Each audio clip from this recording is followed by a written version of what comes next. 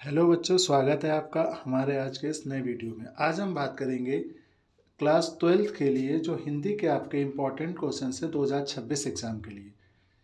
कैसे कैसे आपके क्वेश्चंस क्या पूछे जा सकते हैं, इसमें से क्या इम्पोर्टेंट क्वेश्चंस हैं और आपको कैसे अटेम्प्ट करना है, इन सब के बारे में डिटेल में बात करेंगे। एक एक स्टेप वाइज किस चैप्टर का क्या इम्पोर्टेंट है, किसका आपका गद्यांश इम्पोर्टेंट है, किसका आपका पद्यांश है, उन सब के बारे में डिटेल में देखेंगे। तो चलिए आज के इस वीडियो को शुरू करते हैं।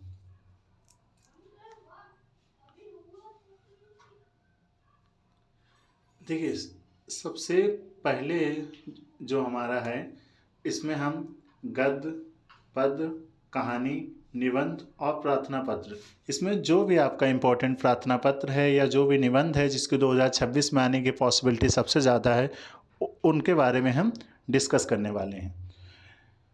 और आपका कौन सा लेखक का जीवन परिचय या कौन सा कवि का जीवन परिचय आपके लिए इम्पोर्टेंट है, उसके बारे में भी बात करेंगे। तो चलिए वीडियो को शुरू करते हैं। सबसे पहले अगर हम जीवन परिचय की बात करें तो देखिए, सबसे पहला आपके आते हैं गद्यांश। गद्यांश में आपका जो लेखक होते हैं उसमें आप सभी को पता है कि आपका 5 नंबर का जीवन परिचय पूछा जाता है गद्यांश से, जो कि आता है। तो उसमें कई सारे जीवन परिचय हैं, बच्चे कंफ्यूज रहते हैं कि मतलब कौन सा ज़्यादा इम्पोर्टेंट है, कौन सा कम इम्पोर्टेंट है। तो मैंने इसमें जो आपके जिनके आने की पॉसिबिलिटी ज़्यादा है उनको आपको बताया। तो देखिए, इसमें पहला आपको वासुदेव सर अग्रवाल का जीवन परिचय सही से अच्छे से याद करना है।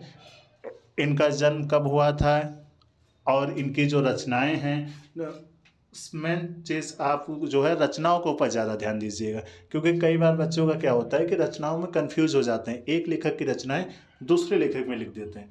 तो किसकी रचनाएं क्या हैं और कब उनका जन्म हुआ था, कब मृत्यु हुई थी, इसको बहुत ध्यान से आपको याद करके जाना है और डिटेल में इसको आपको लिखना है, क्योंकि ये 5 मार्क्स का आता है और ये 5 मार्क्स आपके कन्फर्म होते हैं कि अगर आप पूरा जीवन परिचय लिखते हैं तो ये 5 मार्क्स आपको मिले ही मिलेंगे। तो इसमें गलती करने की कोई चांस नहीं है, इन्हें आपको पूरा कंप्लीट करना ही पड़ेगा। तो अगली चीज़ की अगर हम बात करें तो हमारा देखिए, लेखक का जीवन परिचय हो गया, फिर हमारा आता है पद्यांश। पद्यांश में हमारा आता है कवि का जीवन परिचय।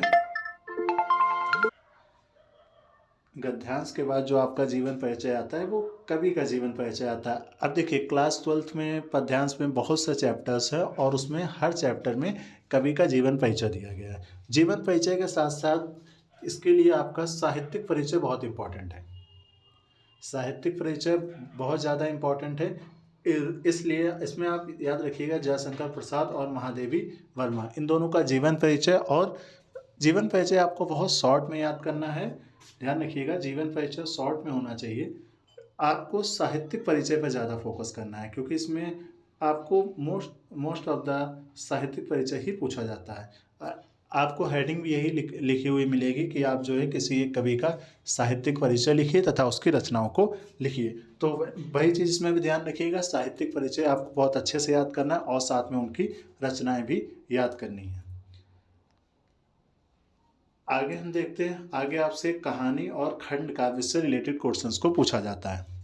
खंड काव्य और कहानी, तो देखिए 4 कहानी 4 से 5 है हाई स्कूल में आपके। तो इसमें जो इंटर में आपके 4 से 5 कहानी है। तो इसमें आप ध्यान रखिएगा कि जो पंचलाइट कहानी है और जो बहादुर, इन कहानी का जो सारांश है वो इस बार के लिए बहुत इम्पोर्टेंट है, वेरी इम्पोर्टेंट है इस बार कहानी का सारांश। तो सारांश को बहुत ध्यान से पढ़िएगा, आने की पॉसिबिलिटी इसकी करीब 90% तक है। अगला खंड काव्य, तो देखिए खंड काव्य हर जिले के बच्चे का अलग होता है। जैसे किसी के में आपका मुक्ति यज्ञ है, किसी के में ज्योति जवाहर है। तो जो आपके यहाँ का खंड काव्य है उसके जो नायक हैं, हर खंड काव्य के एक नायक होते हैं। तो जैसे आपका मुक्ति यज्ञ हो गया, मुक्ति यज्ञ में नायक है Mahatma Gandhi.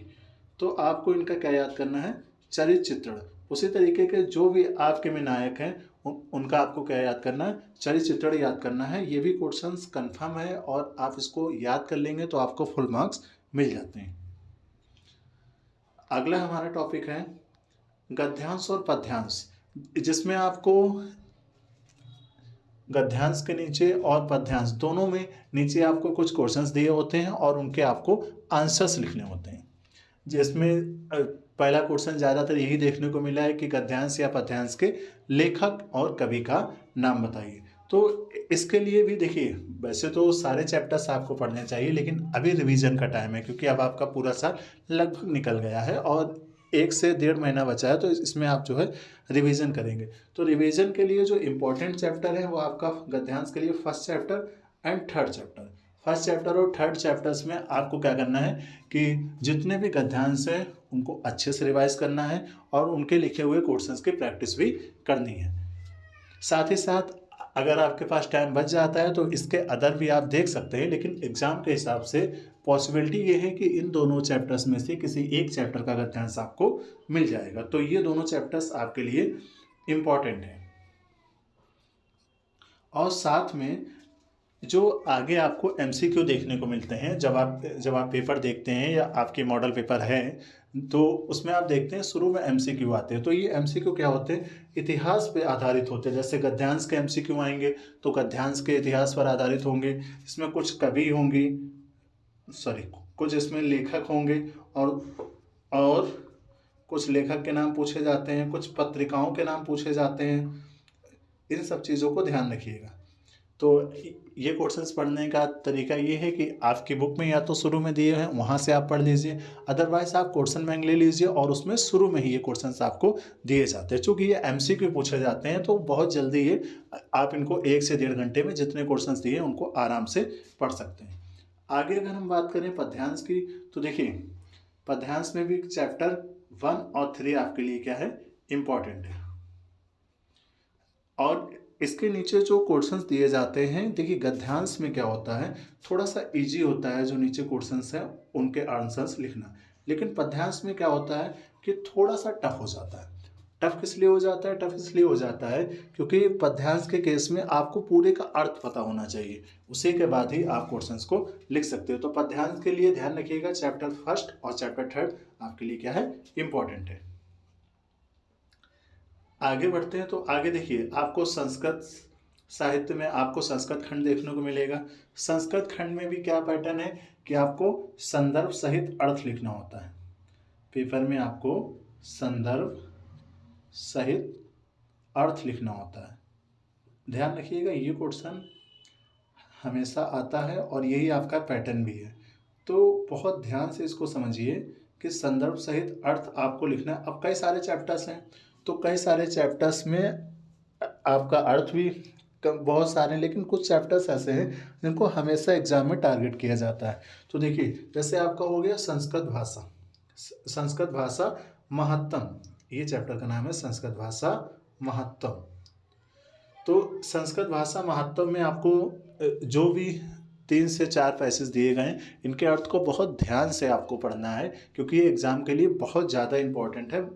Most of the chances हैं कि आपको यहीं से देखने को मिलेगा क्वेश्चन। और दूसरी चीज़ अगर बात करें, मान लीजिए यहाँ से नहीं आता है, तो फिर आपको जातक कथा नाम का जो आपका चैप्टर है इसको ध्यान रखना है। ये भी क्या है, सेकंड चॉइस पे ये इंपॉर्टेंट है। फर्स्ट चॉइस पे तो मैं यही कहूँगा कि आपको संस्कृत भाषा महत्तम नाम से चैप्टर से कुछ ना कुछ मिल जाएगा। क्या करना है, आपको इसके संदर्भ सहित व्याख्या करनी है। उसके बाद यही संस्कृत में ही आपको जो है श्लोक देखने को मिलता है। श्लोक आपके किसी चैप्टर में 1 दिए गए हैं, किसी में 2 दिए गए हैं, और 1-2 चैप्टर्स ऐसे हैं जो सिर्फ श्लोक के ऊपर बेस्ड है। उसमें से एक चैप्टर आपका है सुभाषिती रत्नानी। ये चैप्टर आपका श्लोक के लिए बहुत इंपॉर्टेंट है। आप कुछ भी स्किप कर सकते हैं, लेकिन ये चैप्टर आप श्लोक के स्किप नहीं कर सकते। तो इसके ऊपर आपको बहुत ध्यान देना है। पॉसिबिलिटी है कि आपको यहाँ से क्वेश्चन देखने को मिलेगा एग्जाम में। आगे बढ़ते हैं तो देखिए उसके बाद जो हमें देखने को मिलता है वो है हमारा प्रार्थना पत्र। तो प्रार्थना पत्र में बेसिकली आप सभी लोगों को लिखना आता होगा, तो इसमें 2 टॉपिक्स को ध्यान रखिएगा। एक आपका क्या है, अपने मोहल्ले की सफाई है तो जिला अधिकारी को आपको पत्र लिखना है। दूसरा है कि इंटरमीडिएट स्कूल में लिखित पत्र हेतु आपको अपनी योग्यताओं का, अपनी क्वालिफिकेशंस का वर्णन करते हुए एक पत्र लिखना पड़ेगा। लेकिन यहाँ पे ध्यान रखिएगा, जैसे मैंने यहाँ पे लिपिक पद मेंशन कर दिया है, तो इसका कोई ज़रूरी नहीं कि लिपिक पद, आपसे कोई दूसरा पद के लिए बोल सकता है और किसी दूसरे विद्यालय को या किसी जिला अधिकारी को आपको नौकरी मांगने के लिए, पत्र लिखने के लिए बोल सकता है। तो ध्यान रखिएगा कि आपको लिखने का तरीका देखना है, एकदम ये नहीं करना है कि बस यही एक याद कर ले, इसी से काम हो जाएगा। अगला हमारा है निबंध। देखिए, निबंध वो टॉपिक है जिसके कोई नहीं कह सकता कि किस टॉपिक के ऊपर आपको निबंध देखने को मिलेगा। हालांकि निबंध का पैटर्न ये होता है कि जो आपकी चीज़ें चल रही हैं, जो हमारे आसपास हो रहा है, मोस्ट ऑफ द केसेस में उनके ऊपर आपको निबंध देखने को मिलता है। तो देखिए, यहाँ पे मैंने 3 टॉपिक्स को सिलेक्ट किया है। इन 3 टॉपिक्स के मेरे अकॉर्डिंग आने की पॉसिबिलिटी बहुत ज़्यादा है। तो आपको जो भी निबंध पढ़ रहे हैं उन निबंध को भी पढ़िएगा, लेकिन मैं ये कहूँगा आपसे कि जब आप रिवाइज करें या जब आप एग्ज़ाम देने जाएँ तो उससे पहले इन तीनों निबंध को आप स्किप मत करिएगा। इन तीनों में से किसी न किसी एक निबंध के आने की पॉसिबिलिटी है। पहला हमारा निबंध है बढ़ती बेरोजगारी, जो कि आज का मेजर इशू है, तो इसके आने की पॉसिबिलिटी है। जल प्रदूषण बढ़ता ही जा रहा है, तो इसके भी आने की पॉसिबिलिटी है। और महिला सशक्तिकरण की बात करें तो हमारी गवर्नमेंट इसके लिए भी बहुत सारे कदम उठा रही है। तो ये इन तीनों में से किसी भी टॉपिक के आने की इक्वल पॉसिबिलिटी है। इसमें आपको बेसिकली लिखना है क्या है, देखिए, भूमिका, उसके बाद क्या समस्या है और उसमें क्या समाधान हम कर सकते हैं, और लास्ट में आपको ये लिखना है कि इसका निष्कर्ष क्या निकला। यहाँ तक कि मैंने आपको जो मेजर टॉपिक्स थे वो सारे डिस्कस कर दिए हैं। इसके बाद भी अगर कोई टॉपिक रह जाता है तो आप मुझे कमेंट्स करके बता सकते हैं, मैं अगला वीडियो उस टॉपिक पर लाने की कोशिश करूँगा।